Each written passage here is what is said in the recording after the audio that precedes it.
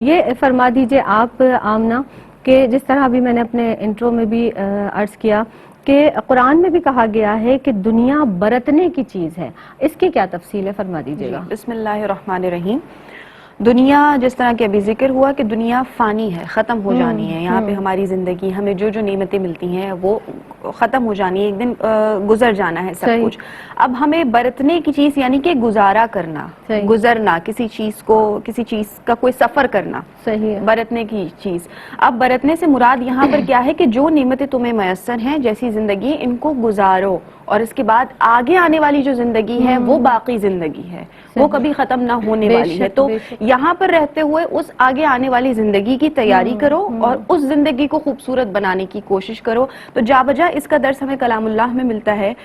میں ریفرنس دوں گی سورہ عصر کا یہاں پر کہ والعصر ان الانسان لفی خسر الا الذین آمنوا وعملوا الصالحات وتواصوا بالحق وتواصوا بالصبر، کہ اللہ نے زمانے کی قسم کھائی ہے کہ بے شک انسان ضرور نقصان یا خسارے میں ہے، مگر جو ایمان لے آئے اور جنہوں نے اچھے کام کیے اور جنہوں نے ایک دوسرے کو حق کی تاکید کی اور ایک دوسرے کو صبر کی وصیت کی، تو انسان دنیا میں رہتے ہوئے خسارے میں ہے۔ پھر دوسرے مقام پہ سورہ لقمان میں بھی یہ ہے کہ کہیں دنیا کی زندگی تمہیں دھوکے میں نہ ڈال دے، اس کا مفہوم آیہ مبارکہ کا یہ ہے۔ تو دنیاوی زندگی ہمیں دھوکے میں کیسے ڈالتی ہے کہ جب ہم دنیاوی لذتوں میں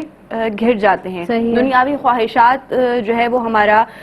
محور بن جاتی ہے، مرکز بن جاتی ہے کہ بس ہم سمجھتے ہیں یہی زندگی ہے، تب یہاں سے ہم بھٹکتے ہیں۔ جبکہ یہاں پہ ہمیں زندگی کو گزارنے کے حوالے سے برتنے کا لفظ استعمال کیا گیا کہ یہاں تو بس گزارا کرنا ہے، جیسے تیسے کر کے زندگی یہاں پر گزارو، اگلی جو زندگی ہے اس کے لیے یہاں پر رہتے ہوئے پریپریشن کرنی ہے۔ حدیث مبارکہ میں نبی کریم صلی اللہ علیہ وآلہ وسلم کا ارشاد گرامی، ایک مرتبہ آپ تشریف لے جا رہے تھے کچھ صحابہ اکرام کے ساتھ، تو وہاں ایک بکری کا بچہ مردہ حالت میں تھا۔ تو نبی کریم صلی اللہ علیہ وآلہ وسلم نے صحابہ اکرام سے پوچھا کہ آپ میں سے کوئی اسے لینا چاہے گا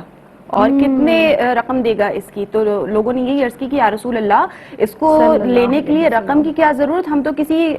غیر معمولی چیز یا معمولی چیز کے اعتبار سے بھی اس کو نہیں خریدیں گے، اس کو نہیں لیں گے کیونکہ یہ تو مردار ہے۔ تو نبی کریم صلی اللہ علیہ وآلہ وسلم نے فرمایا کہ آپ اس کو جتنا بے وقت سمجھ رہے ہیں، اس مردہ بکرے کی بچی کو، اس سے زیادہ بے وقت شے اللہ کی نظر میں دنیا ہے۔ اللہ اکبر۔ پھر ایک حدیث مبارکہ میں ہے کہ اللہ کی نظر میں دنیا ایک مچھر کے پر کے برابر بھی حیثیت نہیں رکھتی۔ تو یہاں جب ہمیں صرف گزارا کرنے کے لیے، ہمیں یہاں پہ ایک پریکٹس کرنے کے لیے یہاں پر بھیجا گیا ہے کہ ہم یہاں پر اللہ تبارک و تعالیٰ کے احکامات پر عمل کریں، اور جس طرح کی زندگی اس نے عطا کی، کیونکہ ہم جیسے عرف عام میں کہتے ہیں کہ اللہ رب العزت دے کر بھی آزماتا ہے اور لے کر بھی آزماتا ہے۔ تو یہ جو خداوند تعالیٰ کی تقسیم ہے، کسی کو بہت نوازا ہوا ہے، کسی کے پاس کچھ بھی نہیں ہے، ہمیں اس پر اعتراض نہیں کرنا، کیونکہ اس کی حکمتوں کو ہم نہیں جانتے کہ وہ ہمیں کب دے کر آزما رہا ہے، کب لے کر آزما رہا ہے۔ کسی کو اگر بہت صاحب دولت کیا ہے تو ہو سکتا ہے اس کا مال سے اس کی آزمائش ہو رہی ہو، ہمیں نہیں۔ تو ہم یہ جو